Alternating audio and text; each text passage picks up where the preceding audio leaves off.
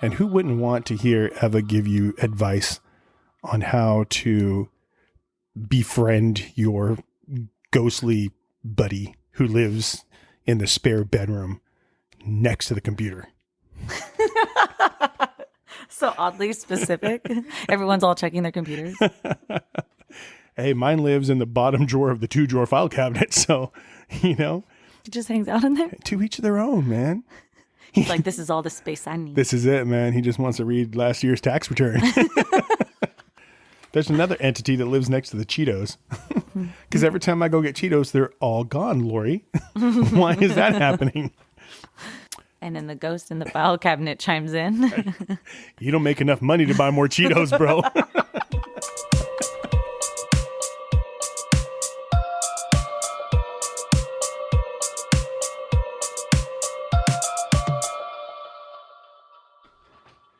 Hey, everybody. Welcome back to another episode of ESPOOKYS Talk. That's right, guys. It's the podcast again. Your favorite podcast when we talk about everything ESPOOKYS. It's only 30 minutes long. Hey, you know what?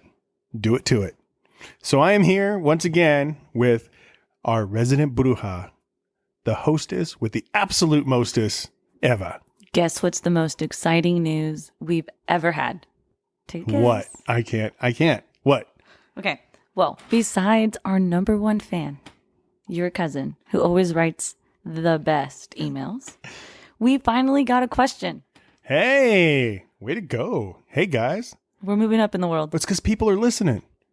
People are listening. Do you guys realize that we only have about 10 episodes and we have over 1,400 downloads? That's a lot of downloads. Hey, it's not bad for a couple people who just chop it up at the table. It's really nice. Yeah. By the way, I'm Arturo. She didn't let me introduce myself. They know who you are. No, I'm only the third favorite on our 2-person podcast. So tell me about this question. Okay, so it's a question that asks quite a lot, so bear with me.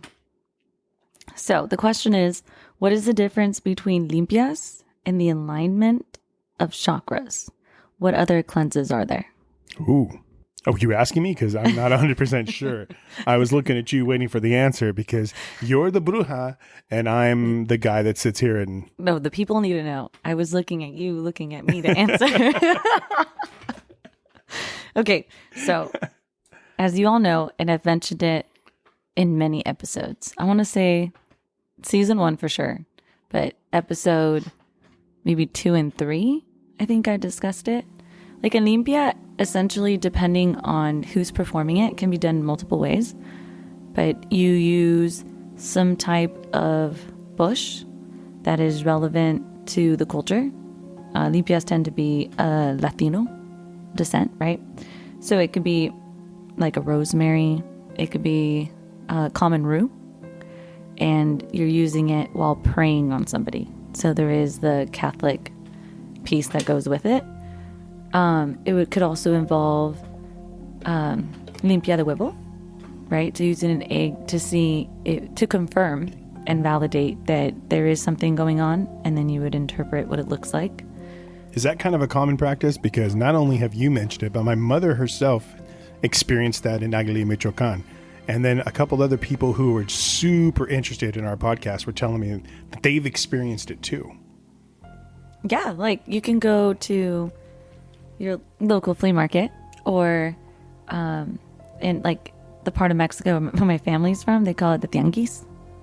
So essentially it's like a farmer's market is the best way to put it.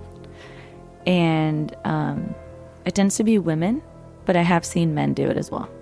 And you just give them a small commission and then they'll pray for you and bless you, essentially. Interesting. I think I saw something on the Discovery Channel and it was at one of those markets and there were several people that were all curanderas who were kind of doing it all at the same time, but with different people who had different ailments, I guess you can call it. Yeah. Yeah, it was super interesting. Whether it was spiritual or physical, it's interesting how it all comes down. But it is very individual. Yep. I would say. But yeah, they're definitely. So what else? So that's the limpias, right? But the alignment of chakras can be done through meditation, breath work, Reiki. I think that's how you say it. And essentially it's Reiki users or healers, I would say is a better term. They essentially they like meditate with you and they align your chakras through their energy. So they use their energy, the healer, to emit energy over you. And they use crystals and sounds to kind of help align all your chakras. When they're out of place, you can be in forms of depression. It depends on which chakra is out of alignment. And you guys can Google all of this information. I don't need to go over it explicitly. But essentially, they can also be very open. And so that's another form of out of alignment. And I would suggest just closing your eyes, putting your hands over your heart, and simply asking yourself, why do I feel this way? And you are so wonderful that you tend to know the answers to all of your questions. Interesting. So it's like an inner knowing. To look within. To look within. Interesting. I like it. And that was from who? Just as the listener from Hayward. Hey, shout out to Hayward, guys, for all you guys who listen out there. Keep sending in those questions. It's going to be good for us to kind of go over a few things and figure out exactly what everyone else is thinking about out there. Because as we go over a few things that we're going to talk about today, as we sit around the table, P.S. everyone, we are in a brand new location. Whoop, whoop. Whoop, whoop. Still here in Mountain View, but a new location. And it was nice. This is nicer than my joint. So, hey, good for us. Except for the random stomping from the upstairs neighbors. Shout out to the upstairs neighbors. Shout out to the upstairs neighbors. Doing upstairs things. Oh, man, running marathons. But as we go through and talk about these things, you keep sending in those questions. Our email address, of course, is ESPOOKYSTalk, ESPOOKYSTALK @gmail.com. Or, of course, just right there on Spotify and Apple Podcast, we have a little link there so you can just send us messages direct. You know what I was thinking about? What were you thinking? There's this woman who's blind, and I can't really recall her name, but she has written like prophecies that are supposed to come true. And so she mentioned that in January 2025, there's going to be a lot of earthquakes. Really? And we didn't get earthquakes, but we did get tsunami warning. And then we also got lots of wildfires. But she did say that a lot of disaster was coming our way. And so that got me thinking, because one of her other prophecies included something in February. Oh, wow. So she talks about February being taken over by aliens. Get out. Yeah. Like that they're going to decide, hey, look, I'm an alien. Let's meet. Dang. So she thinks that aliens are coming down or aliens already live among us? Ooh, doesn't say. You know, there's a lot of different people out there that have a lot of different beliefs when it comes to aliens. I had a good friend named Rob, and we used to go fishing like way up near Redding, out in the middle of nowhere where you wouldn't see people for 3 days. And we'd have all these conversations, usually after an adult beverage or two. And we'd have some conversations about things like aliens. Out there, you see all these different things happening in the sky, and we'd be sitting there talking. And he's, you know what? He honestly believes that the pyramids in Egypt were possibly done by aliens. Now, that's nothing new. People think that all the time, but his reasoning behind it was kind of interesting. He said because humans, over the course of time, we lost the technology. We didn't know how the pyramids were built in a specific time frame. And he's like, how do people lose that type of technology? It's impossible.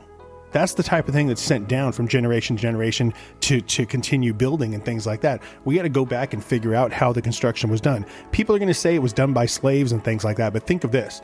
If slaves accomplished all of that, what time frame would it be necessary to have to be able to build it? Because now we're talking about the lifespan of a pharaoh.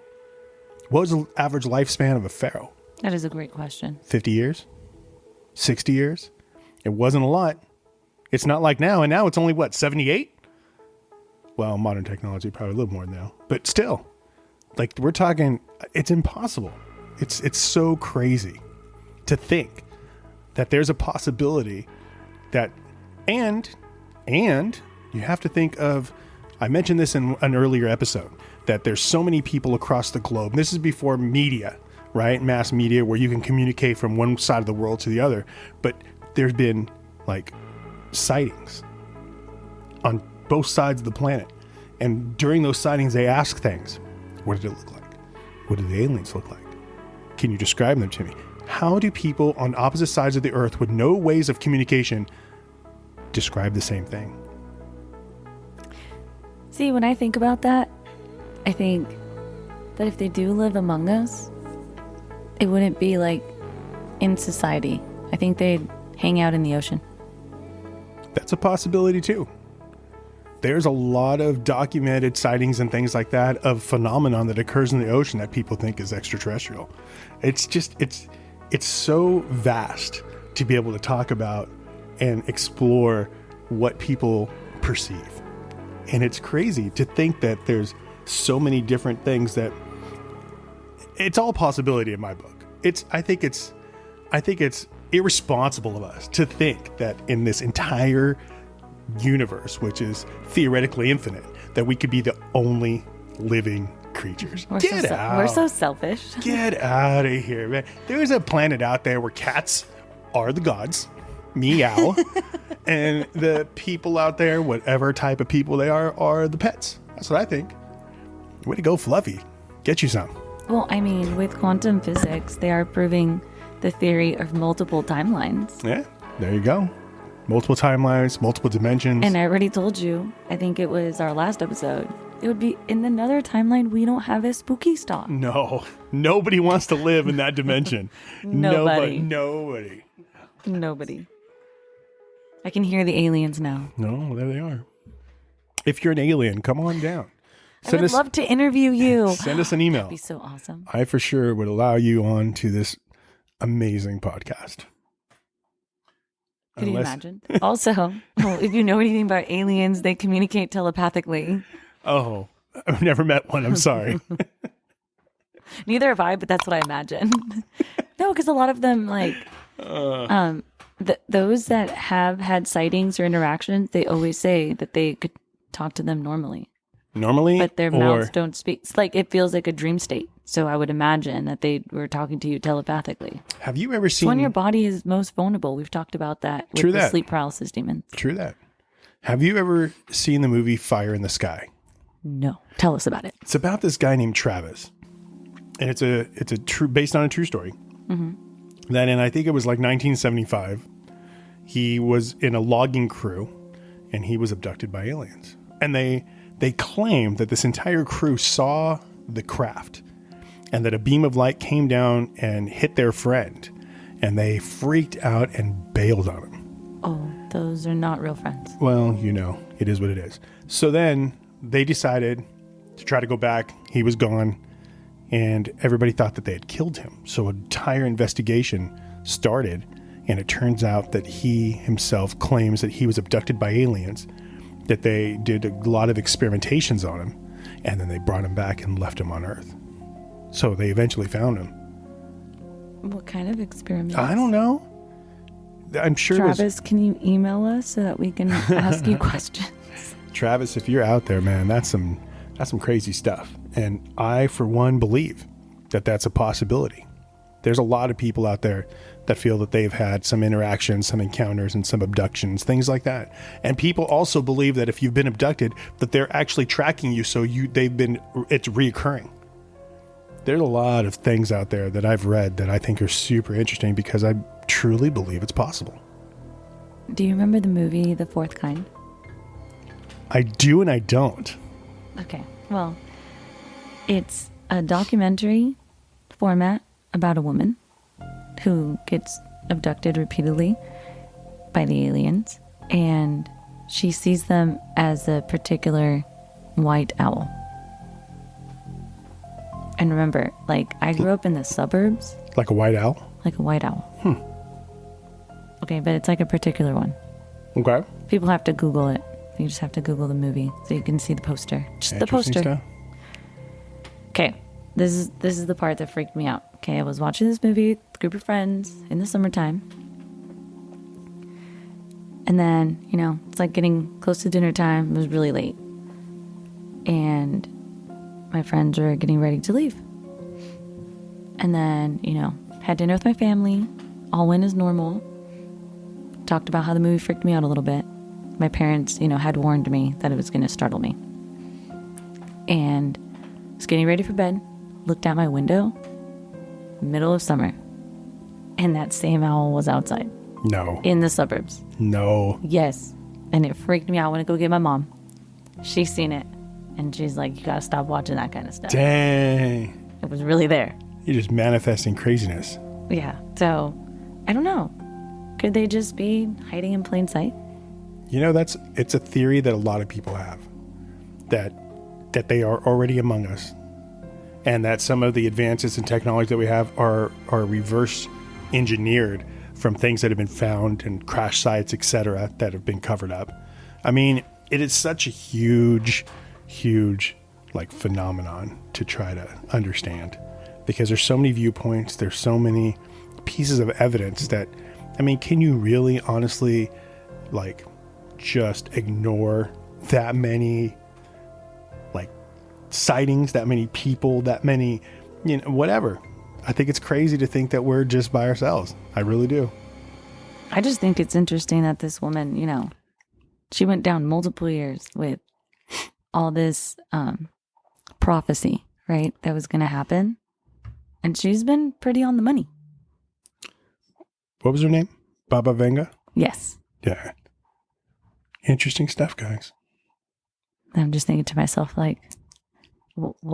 But this is the month of February. When is it happening? It's kind of a spookies. Very spooky. Hey, Arturo, guess what? What's that?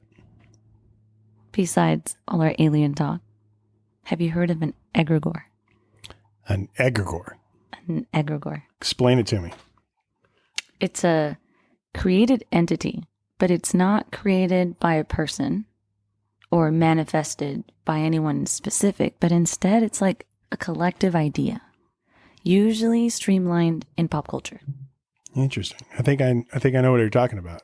So an example of this would be the game Roblox has a bunch of little games that you can play. Okay. It's a platform where you can create a game and share it. So the most common one that everyone knows about is Slenderman. Slenderman. Now, Slenderman I've heard of. What have you heard of Slenderman? From what I know, Slenderman was like a supernatural character, right? It originated on some internet meme or something like that, and these kids actually went ahead and manifested this creature. Tall, slim, kind of wearing black and white and almost like a suit or a tuxedo. Yes. But doesn't really have a face. Yeah, no, faceless. Sometimes sunglasses. Super tall, long arms. 2 stories high. Tall. Just creepy. Which I'm like, no thank you. So they manifest this thing because they had some internet cult, if you will, that went ahead and actually talked about this creature, this entity, this whatever, this cryptid for so long. And then they manifested into reality, and people actually started to see him. There were sightings. Yeah, it's essentially an online folklore. Crazy. And now, all these kiddos out there in the world decided doing rituals where they manifest them out in the dark. No. Yeah. No, I meant not me. Oh no, I wouldn't want that. I'm just thinking to myself, rituals have manifestations. So it's just interesting that it started off as a meme or a joke and people bought into it. And so how do you get rid of these things? You might question yourself by cleansing your home, okay, with your cleansing ritual, whatever your practice may be, but also changing your belief on it. So it is powered by simply accepting that it exists. You can just say it doesn't exist. Wow. Isn't that awesome? That is awesome. Now, on the other hand, if you decide to create an entity with full manifestation and intent for it to do something, then it's called a servitor. Like, it works for you. Really? And you can put intention into it to do something for you. You say things like that, and I think of stories that I heard of when I was a child. And one of the stories that I've heard of that I think everyone's heard of is the Headless Horseman. Do you remember that story? See, I know what it is, but I don't really know the story. Well, it's based off of a story, maybe the legend of Sleepy Hollow. And it's basically about a headless ghost. And he rides this black horse. And he haunts a village in the state of New York in search of his head. But if you follow the movie with Johnny Depp, I know you guys, I watch a lot of movies, but I thought it was super interesting that a witch had placed a spell on this actual warrior guy and took his head, placed a spell so that when he comes out, he would actually go after the people who had something to do with his death. It's really interesting. I like that take on the folklore, but there are many versions of the story. I'm sure. There's an Irish, Scottish, Welsh, German, and even an American version. From Texas, they call him El Muerto. El Muerto. I like it. El Muerto. What's that about? Rides through the night. Also headless. Makes sense. Still black, the same black horse. But this man was made as an example for when he tried to rob and take other people's horses. Essentially, he got caught up in the act and was made an example to the town. And now he haunts the town. Out of vengeance. Hey, vengeance is no joke. So his poor soul can't rest. Careful, people of Texas. Lock up your horses. Lock up your horses. Oh, man. There's some other egregores that I think aren't even all that scary. Like as you're talking about this, I'm so interested. I'm looking things up, not going to lie. And there are things like, religious deities and like the Greek gods, there's spiritual entities like angels and things like that are based off of, a large group. Even Santa Claus. Even Santa Claus is based off of a group of believers to create this character. See, when I think of egregores personally, it makes me think of the Fae. And yes, they exist, and I would never talk badly upon them, but I think they have convinced us, human society, to buy an egregore called Elf on the Shelf. Oh my God. Which I would not partake in, but that is essentially something that's probably powering something else. For sure. Because where did it come from? And why is it all of a sudden so popular? I've never seen those things in my life. And then one day they popped in and they just... There they are. Became super popular. It's because cultural egregores are they influence our tastes. They influence values. The way we dress, the way we speak. I'm sure that they influence quite a bit of stuff. So that's crazy because you bring that up because it's so true. And it's turned into a phenomenon. Right.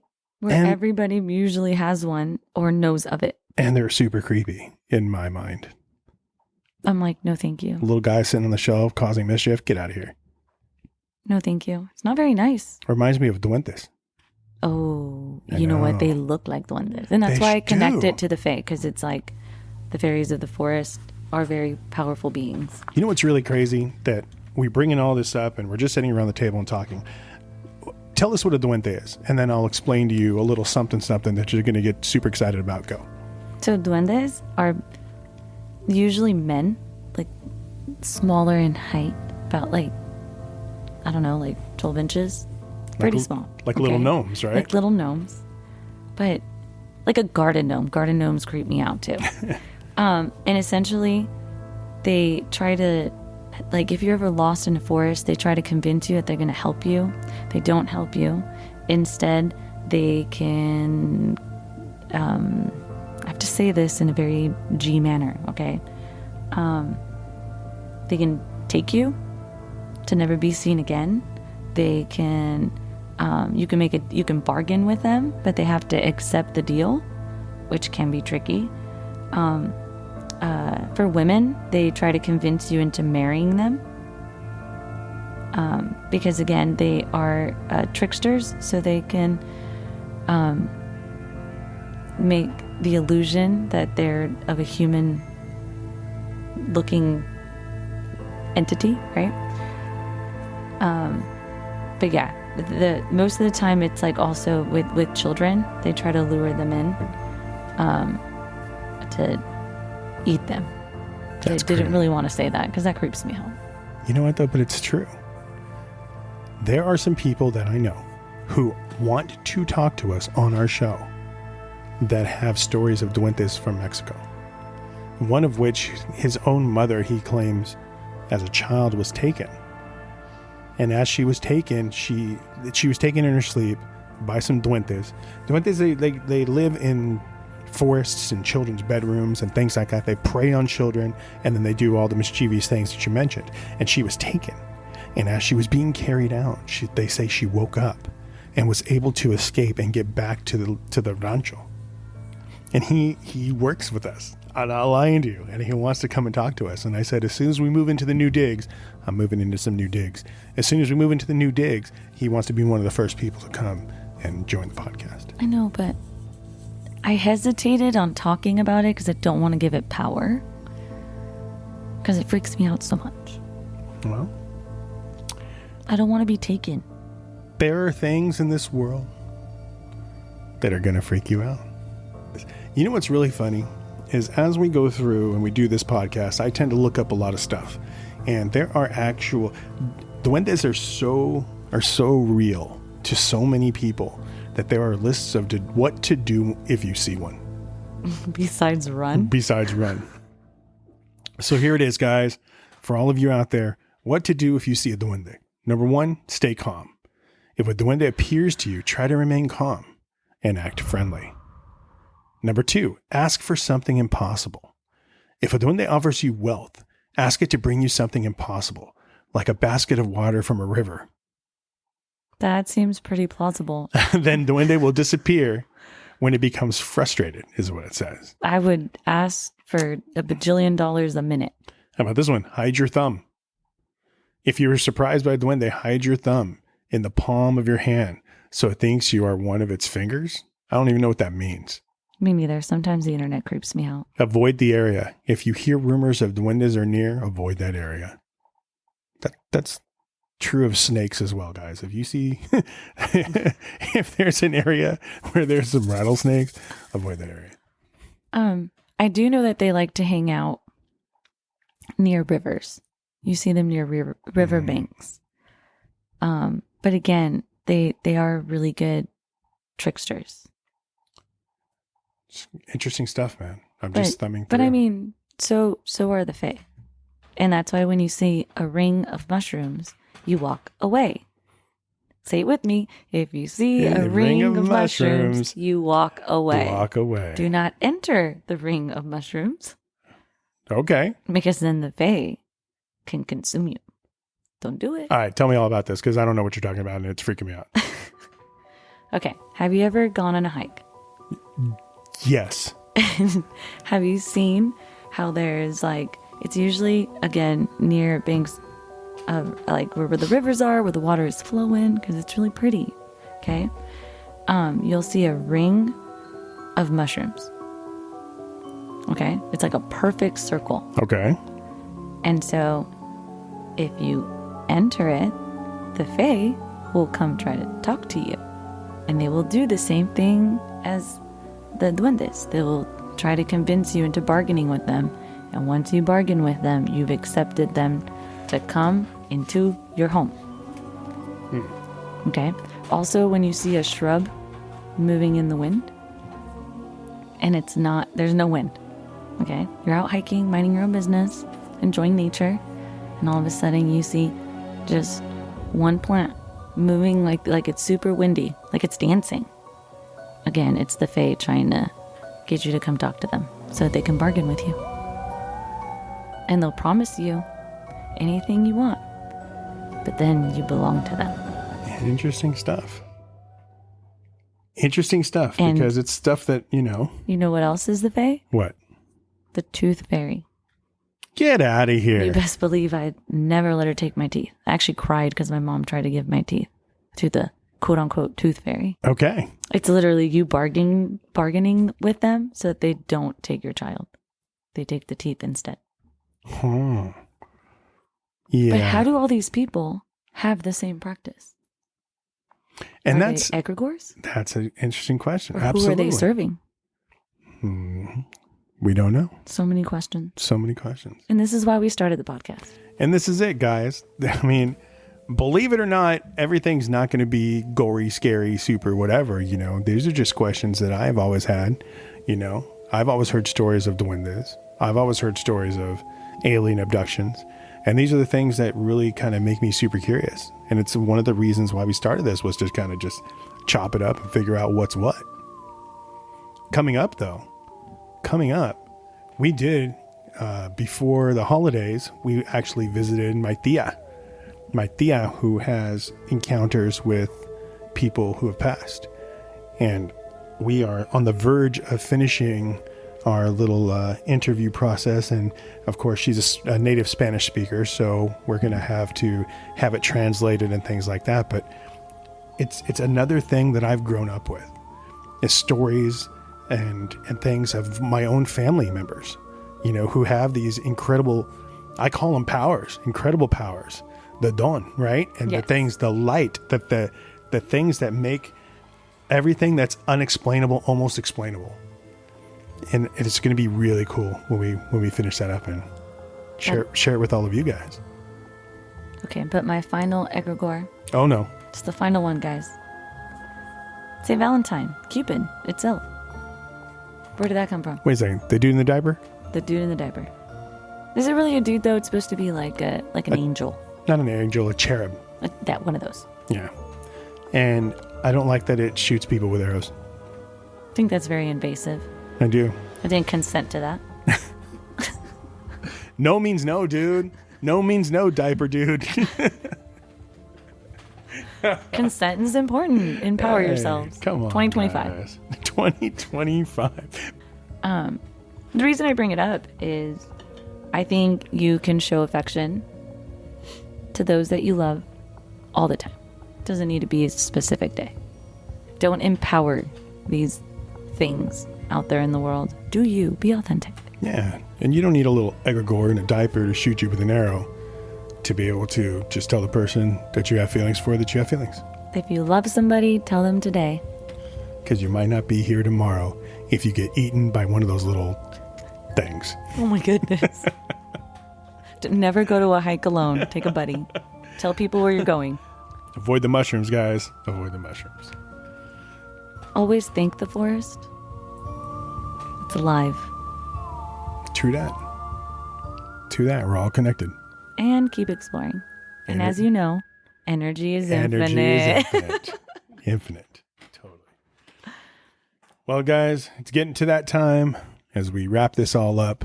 We actually, I think what I think is that we covered a lot of different topics that really makes me want to talk about some other things. Yeah, but I'm trying to question our audience so that they can help me discover things further. I want input. They can do this. I believe in you guys.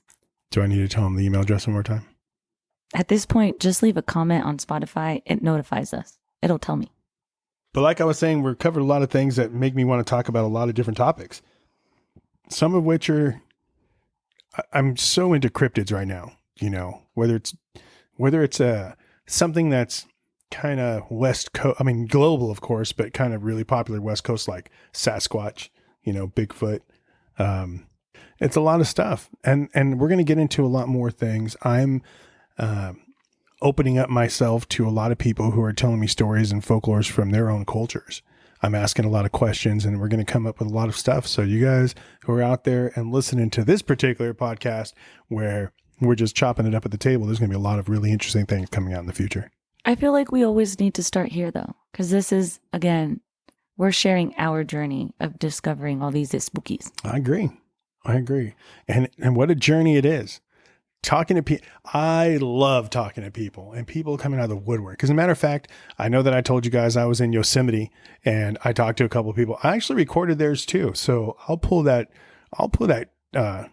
memory card out and listen to those stories again. And maybe if there's something there, I'll share it with all of you. Maybe. But only if you send me an email.